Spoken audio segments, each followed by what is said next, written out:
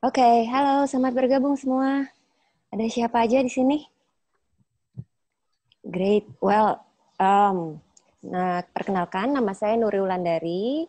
Saya dosen di IBS, Indonesia Banking School, dan juga sekarang sedang ditemani oleh dua orang senior cantik. Yang pertama dari akuntansi, Kak Septi. Mana Kak Septi?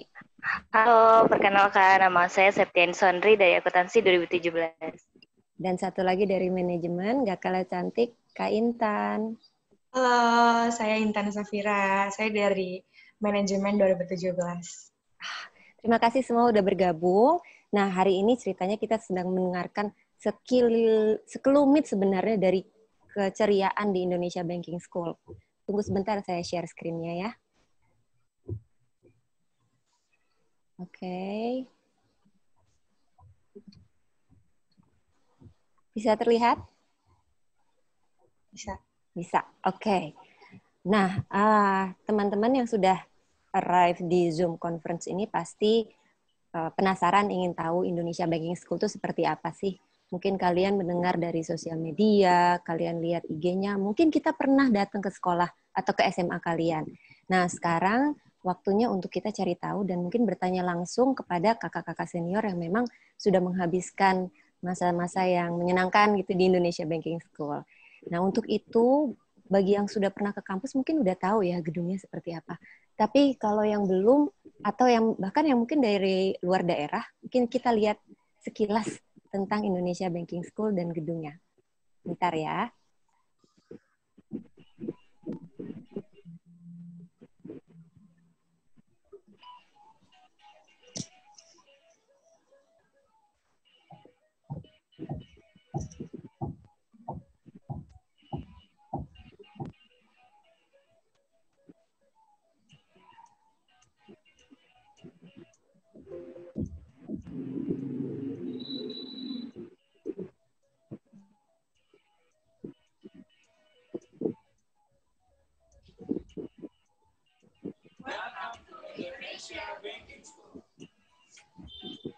Nah, welcome to Indonesia Banking School.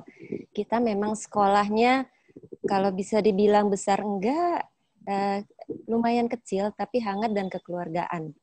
Kalau bisa ditilik dari sejarahnya dulu, jadi 2003 itu Yayasan Indonesia, Yayasan YPPI, Yayasan Pensiunan BI, dia ingin merancang sebuah industri pendidikan yang kira-kira bisa mensuplai SDM terutama di bidang perbankan. Jadi IBS waktu awalnya itu dibentuk dengan nama IBI dan itu berdasarkan usulan oleh Gubernur Bank Indonesia waktu itu melalui YPPI.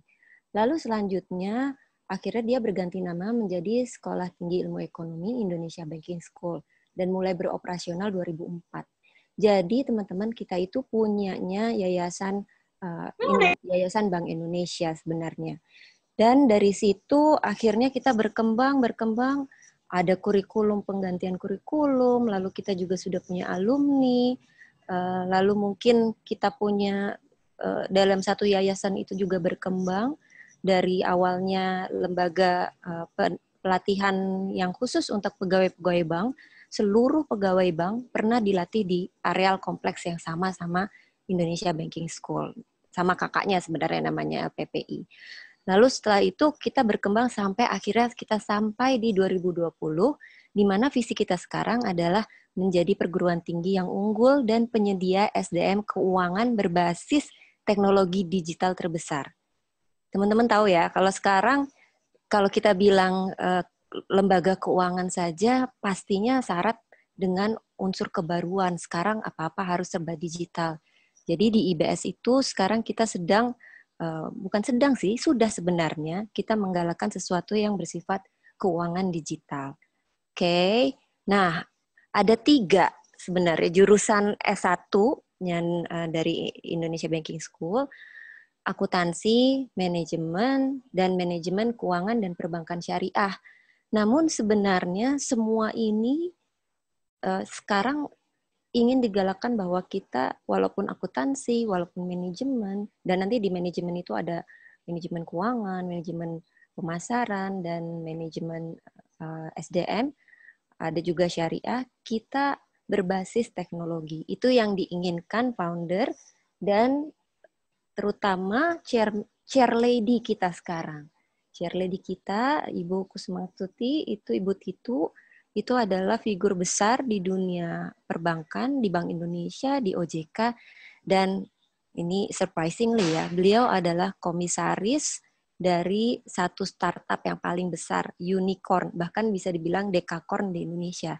Jadi teman-teman bisa kebayang ya, apa saja transformasi yang akan kita lakukan, terutama di bidang pendidikan yang ke arah digitalisasi nih. Dan teman-teman perlu tahu bahwa keuangan digital itu bukannya berarti kita hanya bisa di industri keuangan saja, tapi semua lini bisnis apapun industrinya itu pasti ada unsur memanage keuangan yang sifatnya dengan aplikasi ataupun tidak, dengan software ataupun tidak, tapi yang sekarang tentunya kita harus menguasai teknologi juga. Jadi mau jadi apapun, basic sebagai orang yang mengerti tentang keuangan dan manajemen dan akuntansi, dan kemudian mungkin sistem keuangan yang lebih islami, yaitu perbankan syariah, sangat penting. Oke, so kita itu lembaganya tadi saya bilang tidak begitu besar, karena itu kita menjalin kerjasama yang luar biasa. Kenapa? Karena walaupun kita institusinya tidak besar, tapi di dalamnya ada banyak orang-orang hebat. Tadi chair lady kita, Bu Titu, baru satu di antara banyak orang-orang pendahulu yang sudah hebat-hebat. Dan kita di Dewan Senat kita selalu masuk gubernur BI minimal, ada juga institusi keuangan lainnya seperti BEI dan LPS dan semua orang-orang yang ada di top leader management dari industri keuangan di Indonesia itu pasti pernah bersentuhan, pasti pernah mengajar atau minimal kuliah umum, memberikan kuliah umum di Indonesia Banking School.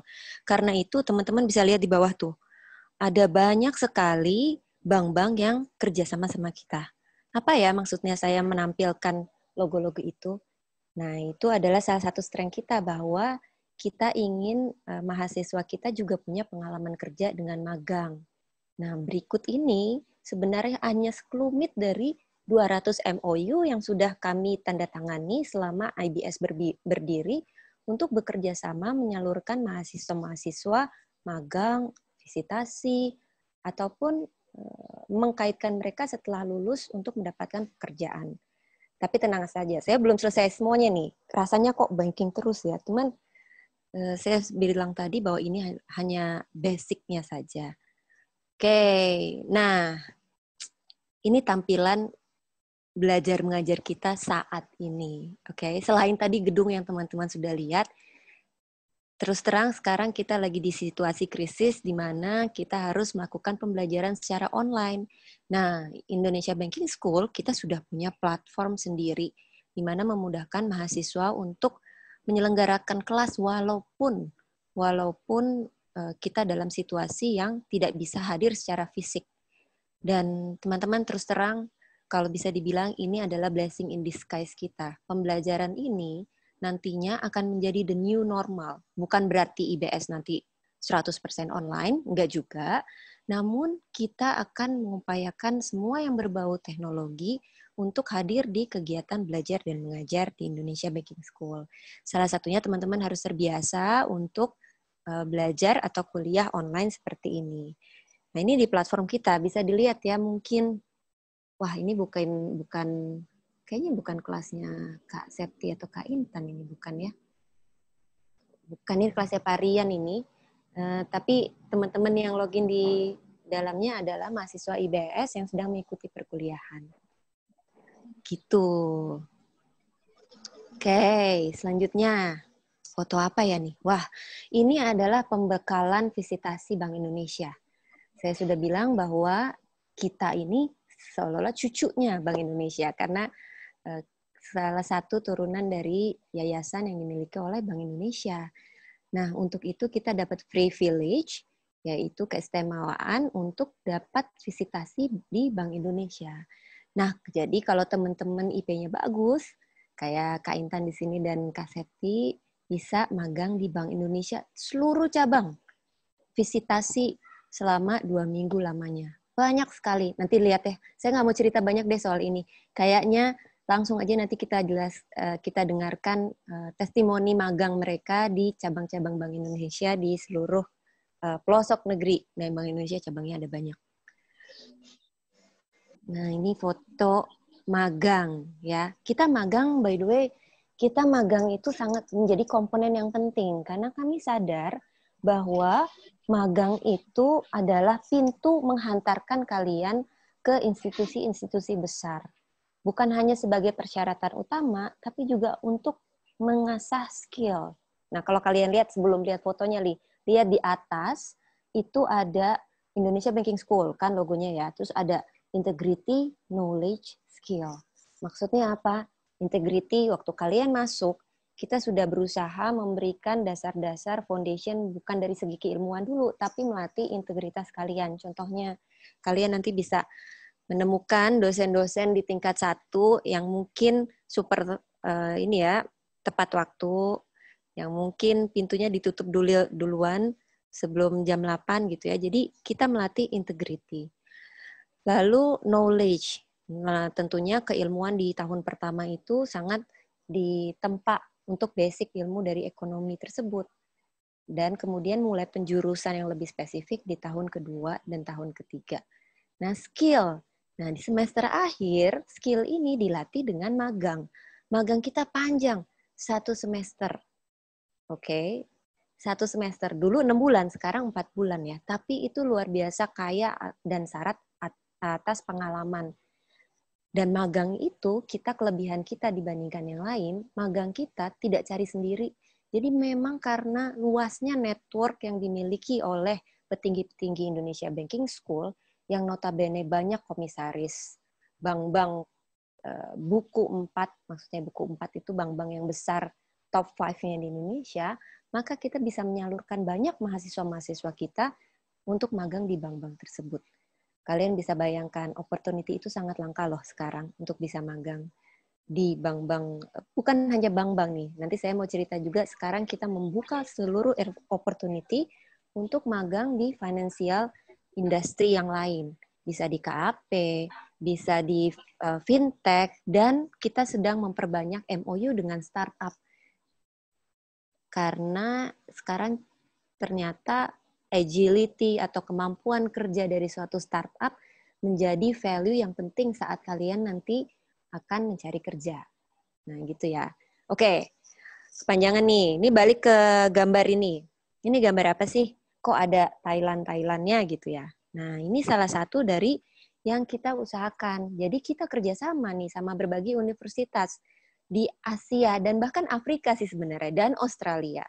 Kita kerjasama sama Murdoch University, kita kerjasama sama Khon Kaen Business School, besar sekali di Universitas Negeri di Thailand, dan bahkan di penelitian kita kerjasama sama University Swana University of Technology di South Africa, dan juga di Rumania. Jadi kita berusaha memberikan pengalaman internasional yang agar teman-teman bisa merasakan. Salah satunya, kalau kalian beruntung, di dalam IBS tuh program beasiswa cukup banyak loh. Bukan cuman waktu kalian admission aja pas kalian masuk IBS, kita kan ada tuh program beasiswa prestasi, akademik maupun non-akademik. Kita ada tuh beasiswa untuk sibling, yang kakak adiknya masuk IBS. Kita ada juga beasiswa untuk yang orang tuanya atau saudaranya terafiliasi dengan Bank Indonesia. Semua yayasannya kita adakan diskon khusus. Tapi di dalam IBS, wah, itu beasiswanya juga banyak. Pertama, terutama ini sih yang lebih berkaitan dengan prestasi akademis kalian. Namun, yang luar biasa lagi menurut saya adalah program magang di universitas-universitas yang memang kita sudah ada kerjasama.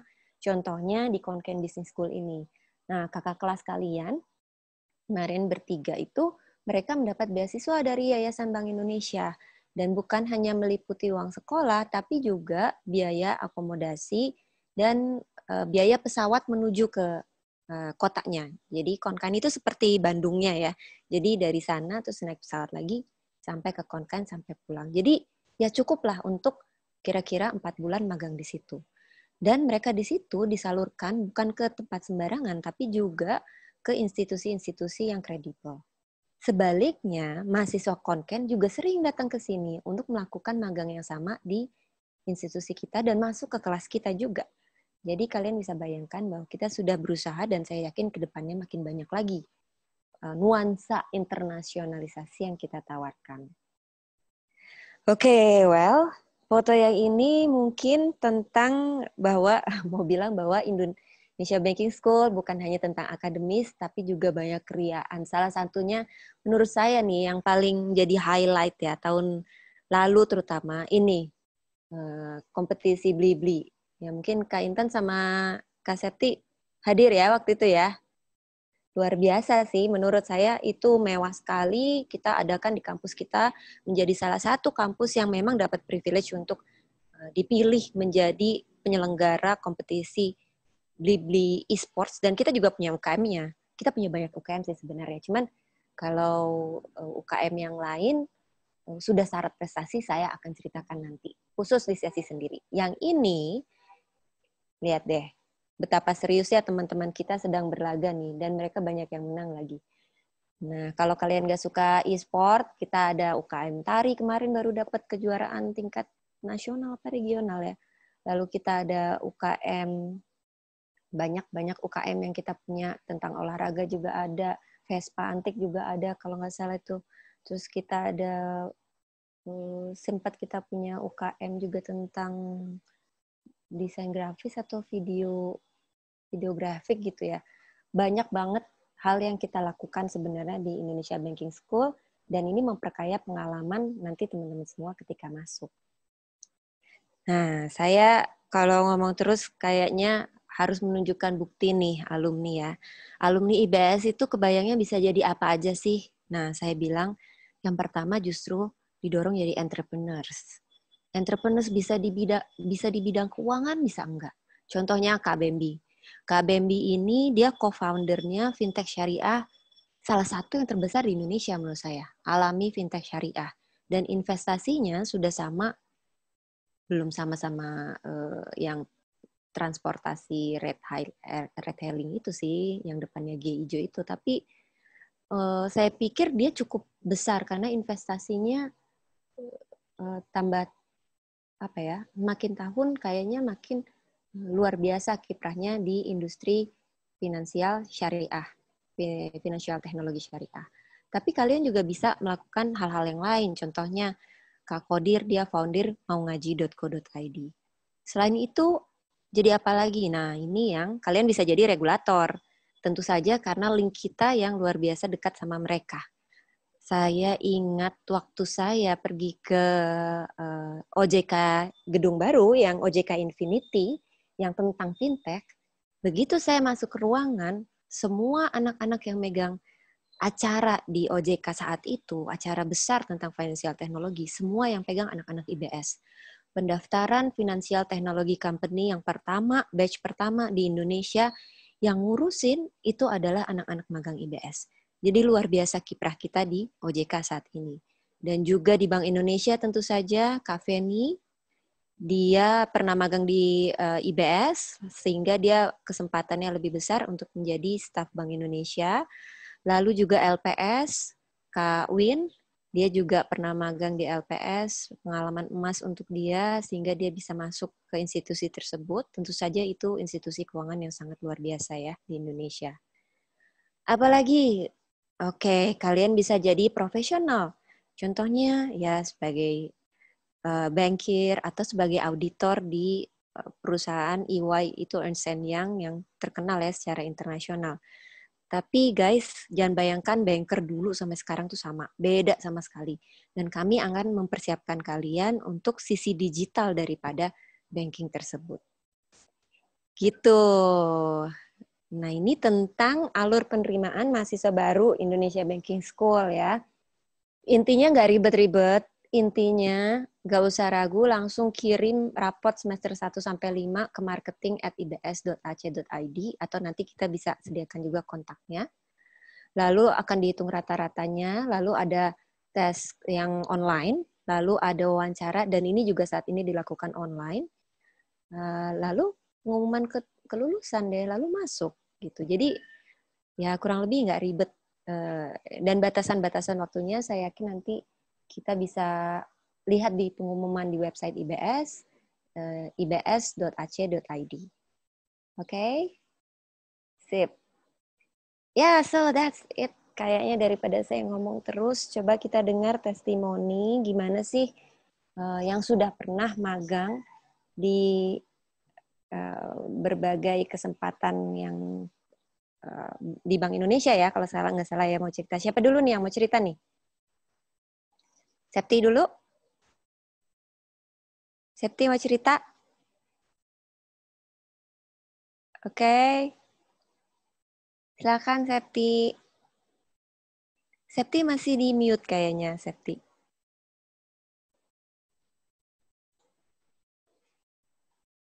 Oke. Oke, saya mau cerita tentang pengalaman saya magang di Bank Indonesia. Waktu Januari lalu saya magangnya itu di KPW BI Provinsi Jawa Barat, tepatnya di Bandung. Nah, di Bandung itu emang beda banget deh suasananya. Terus juga pengalaman di sana tuh jadi lebih banyak networkingnya, kenal sama berbagai karyawan di BI. Terus juga kita diajarin kalau misalnya nanti cara masuk tes BI itu kayak gimana. Terus mereka tuh kekeluargaannya kuat banget. Oke. Berapa lama Septi di sana? 2 minggu. Oke, 2 minggu ya. 2 minggu aja ceritanya udah banyak begitu ya, Sep? Banyak banget, apalagi pengennya sih perpanjang magang di sana. Oh gitu, kamu diminta memperpanjang? Ya katanya kalau mau ini kenapa cepat banget, kenapa nggak sebulan gitu, kenapa harus 2 minggu aja. Nah, itu komentar seperti itu sebenarnya sering sih, Septi. Tapi memang kita visitasinya sayangnya saat ini baru 2 minggu, mudah-mudahan kita bisa perpanjang. Tapi biasanya teman-teman, kalau di IBS itu bukan hanya magang yang 2 minggu visitasi BI, tapi yang kan kita ada 2 loh ya. Ingat ya, satu yang visitasi, satu yang magang. Nah, setelah yang magang ini, yang 1 semester, biasanya itu pada tanyain, kamu aku cepet banget sih selesainya. Beneran deh. Dan ini kayaknya hampir 70%. Itu berarti apa? Berarti anak-anak IBS atau kakak-kakak kelas kalian telah menunjukkan performa yang baik dan cocok sama culture-nya mereka. Ingat loh, kita di sini nggak boleh pinter aja. Culture-nya juga harus sesuai. Tahu bagaimana membawa diri. Nah, itu semuanya dilatih di IBS. Ada lagi nggak, Septi, yang mau diceritain? Susah nggak kamu menyesuaikan diri? Enggak sih Bu, karena kan kalau di BS itu kita udah belajar mengenai digital banking dan program BI sekarang itu mengenai yang digital juga.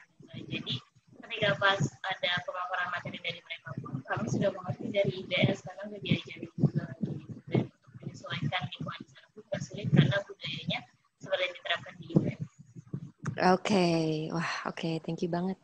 Tadi agak putus-putus Septi, tapi Septi tadi sedikit bercerita bahwa memang pembekalan dari IBS sudah membantu dia untuk magang untuk melakukan visitasi BI itu. Jadi dia nggak merasa terlalu kagok. Mungkin kita dengar satu lagi, Kak Intan. Silakan. Halo.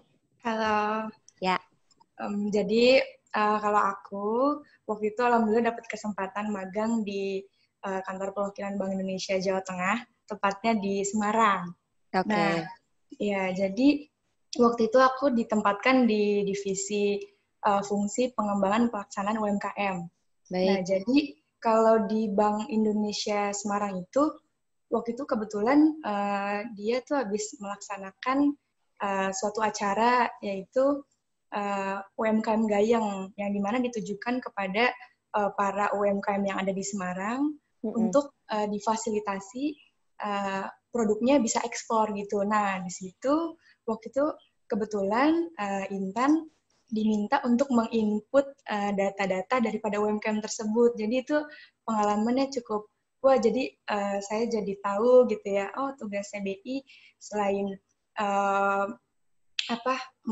memantau keuangan negara, tapi dia juga punya tugas lain seperti membangun para UMKM yang ada di kota dan lain-lain gitu. Jadi banyak juga sih pengalaman yang bisa didapat. Terus juga terutama ini sih jadi Intan jadi bisa tahu gimana situasi, kondisi yang ada di kantor gitu, di suatu perusahaan. Karena kan nanti kan kalau seandainya udah masuk ke dunia kerja, pasti kan akan kaget gitu ya, gimana situasinya. Tapi dengan adanya visitasi ini, kita jadi dapat pembelajaran, oh gini, kalau situasi di kantor tuh seperti ini. Jadi kita udah dapat pembelajaran gitu, kira-kira gitu. Oke. Intan di situ visitasinya sendiri atau ada teman dari IBS yang lain? Kebetulan waktu itu kita bersepuluh, banyak. Bersepuluh. Iya, Kan dari mahasiswa guys, IBS. itu kalau bukan dari IBS nggak bisa 10 orang masuk. Iya. Iya kan? Iya, benar-benar. Di situ waktu itu sih ada beberapa mahasiswa lain, cuma 2 sampai 3 orang doang. Jadi kayaknya BI Semarang itu mungkin sudah diprioritaskan kepada mahasiswa IBS karena di situ yang lebih banyak tuh mahasiswa IBS ya dibanding mahasiswa lain gitu. Mungkin spesial IBS. Ya guys, pokoknya itu salah satu dari banyak privilege kita di sini. Dan jangan khawatir, memang tadi pengalaman yang di-share, pengalaman di Bank Indonesia. Bayangkan sebuah lembaga regulator yang strict banget dan rahasia banget, tapi kita mendapatkan suatu keistimewaan untuk bisa magang di dalamnya. Itu luar biasa sih kalau menurut saya. Dan Bank Indonesia itu SDM-SDM-nya unggul ya.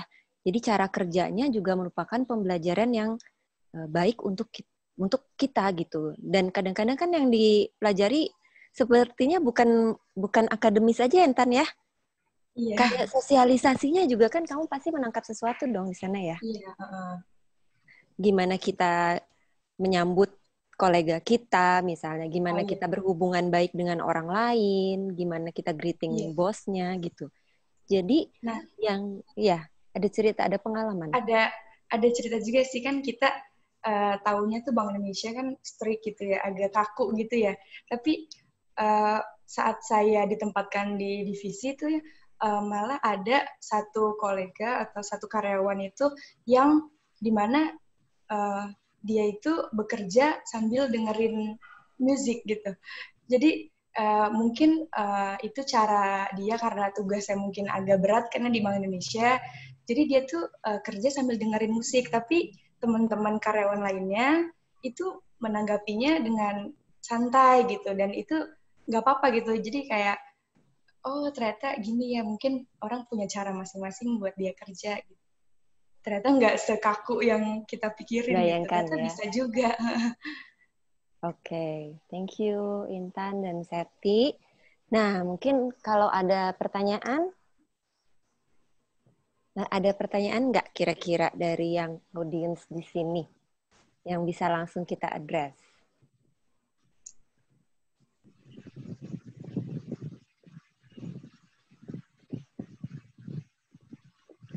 Silahkan kalau ada pertanyaan.